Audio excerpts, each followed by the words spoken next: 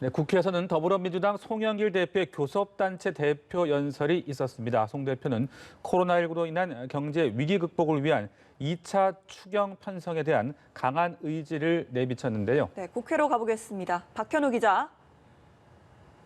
네, 국회 본회의장 연단에선 송영길 대표는 2차 추경 속도전을 예고했습니다. 코로나19로 위기에 몰린 소상공인 피해 지원과 내수 부양 등을 위한 추경 편성이 필요하고 6월 국회에서 관련 논의를 곧바로 시작하겠다는 건데요. 그러면서 경제 활성화 방안 중 하나로 신용카드 캐시백 제도도 새롭게 제시했습니다. 송 대표의 오전 발언 직접 들어보시죠. 당은 소상공인 피해 추가 지원, 전국민 재난 지원금 지급, 신용카드 캐시백 등 3종 패키지를 중심으로 추경 편성을 정부와 협의해 가겠습니다. 야당과도 협의하겠습니다. 소상공인 지원에는 최대한 속도를 내겠습니다. 재난지원금은 백신 접종 현황 등을 모니터링하면서 여름휴가 전 지급과 추석 전 지급을 놓고 당정이 긴밀히 협의하겠습니다. 신용카드 캐시백은 이를테면 올해 3분기 신용카드 사용액이 2분기 사용액보다 많으면 증가분의 일정 비율을 현금으로 돌려주는 개념으로 전해집니다. 송 대표는 또 집값 상승과 정부 여당 인사의 부동산 내로남불 등을 지난 재보선 참패의 원인으로 지목하며 내로남불을 극복하고 유능한 개혁과 언행일치의 민주당을 만들겠다고 강조했습니다.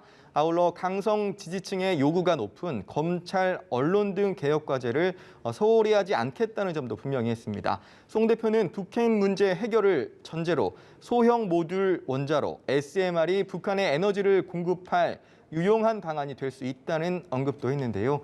이를 두고 당내 일각에선 과거 경수로 지원 사업과 같이 핵 확산 논란이 발생할 수 있다는 점에서 적절하지 않다는 반박도 나왔습니다.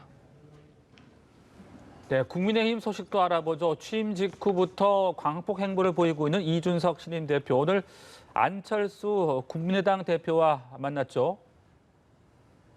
네, 이준석 대표는 오전 서울 동작구 현충원 참배에 이어 국회에서 김부겸 총리의 예방을 받았습니다.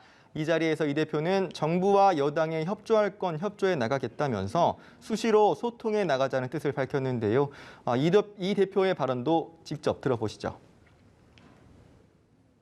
코로나라는 국난의 위기 속에서 저희가 협치해야 될 사안들이 많을 것이고요. 무엇보다도 방역이나 이런 면에 있어서 여야가 따로 없다라는 생각으로 저희가 임하고 있습니다. 이어진 비공개 회동에서 이 대표와 김 총리는 여야정 상설협의체 구성에 대해 상당한 의견 접근을 본 것으로 알려졌습니다. 이 대표는 오후에는 이철희 청와대 정무수석의 예방도 받았습니다.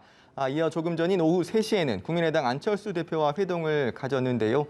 앞서 이 대표는 야권 빅텐트를 주창하며 국민의당과의 합당을 최우선 과제로 꼽기도 했는데 당명 변경 문제와 합당 방식 등을 두고 양측은 당장 오늘 오전까지도 기싸움을 벌였습니다. 이런 상황에서 이루어진 양당 대표 간 공식적인 첫 회동에서 합당 관련 진전된 논의가 이루어졌을지에 이목이 쏠립니다. 지금까지 국회에서 연합뉴스 TV 박현우입니다.